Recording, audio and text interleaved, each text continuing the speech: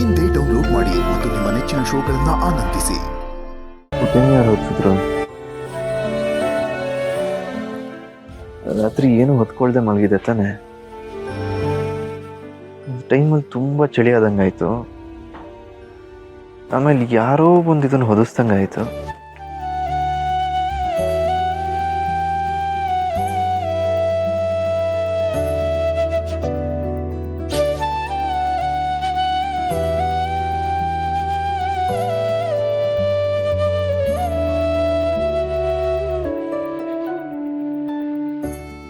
Mostly ದೀಪ ಅವರ ಇದನ್ನು ಹೊತ್ತಿರ್ಬೇಕು.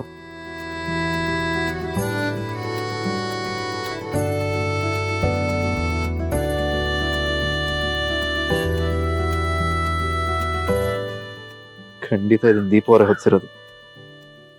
ಅಂದ್ರೆ ಇಷ್ಟ ದಿನ ನನ್ಗೆ ಅವ್ರ ನನ್ನ ಸುತ್ತಮುತ್ತ ಇದಾರೆ ಅಂತ ಫೀಲ್ ಆದಾಗ್ಲೆಲ್ಲ ಅವ್ರ ಕದ್ದು ಮುಚ್ಚಿ ಬರ್ತಿದ್ರು ಅಂತ ಆಯ್ತು.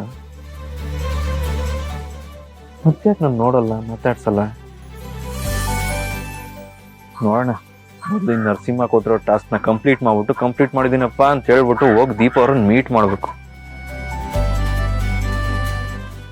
ಆ ಟೈಮ್ ಆದಷ್ಟು ಬೇಗ ಬರ್ಲಿ ಅನ್ನೋದೇ ನನ್ನ ಆಸೆ.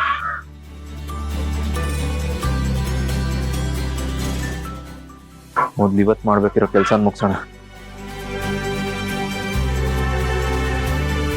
ನಿನ್ನ ನನ್ನ ತಮ್ಮ ಅಂತ ಹೇಳ್ಕೊಳ್ಳೋದಕ್ಕೆ ನಿಜವಾಗ್ಲೂ ಹೆಮ್ಮೆ ಆಗುತ್ತೆ ಚಿ.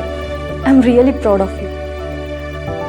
ಹಾಗೆ ನಿನಗೆ ನನ್ನಿಂದ ಏನೇ ಸಹಾಯ ಬೇಕಂದ್ರೂ ಕೇಳಿ, ನಾನು ಮಾಡ್ತೀನಿ. ಥ್ಯಾಂಕ್ಸ್ ಅಜ್ಜ. ನನ್ನ ತಮ್ಮ ಕೆಟ್ಟವನಲ್ಲ, ತುಂಬ ಒಳ್ಳೆಯವನು. ನಿನ್ನ ವಿಷಯದಲ್ಲಿ ಅವನದೇನು ತಪ್ಪಿಲ್ಲ ಅಂತ ಹೇಗಾದರೂ ಮಾಡಿ ದೀಪಂಗೆ ಅರ್ಥ ಮಾಡ್ಸೋಣ ಅಂದರೆ ಚಿರು ದೀಪಂಗೇನು ಹೇಳ್ಬೇಡ ಅಂತ ಪ್ರಾಮಿಸ್ ಮಾಡಿಸ್ಕೊಂಡಿದ್ದಾನೆ. ಹಾಗಂತ ನಾನು ಸುಮ್ಮನೆ ಕೈ ಕಟ್ಕೊಂಡು ಕೂರೋದಕ್ಕಾಗಲ್ಲ. ಏನು ಮಾಡಲಿ? ಏನು ಯೋಚನೆ ಮಾಡ್ತಿದ್ದೆ ಅಜ್ಜ? ಏನಿಲ್ಲ. ಒಂದು 5 ನಿಮಿಷ ಇಬ್ಬರು ಸೇರ್ಕೊಂಡು ಅಡುಗೆ ಮಾಡೋಣ.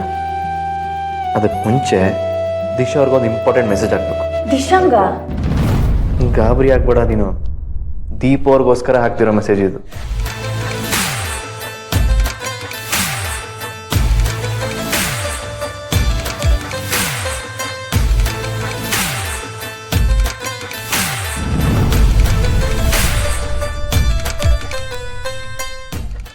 ಈ ಫೋನ್ ಯಾರಿಲ್ಲಿಟ್ರು?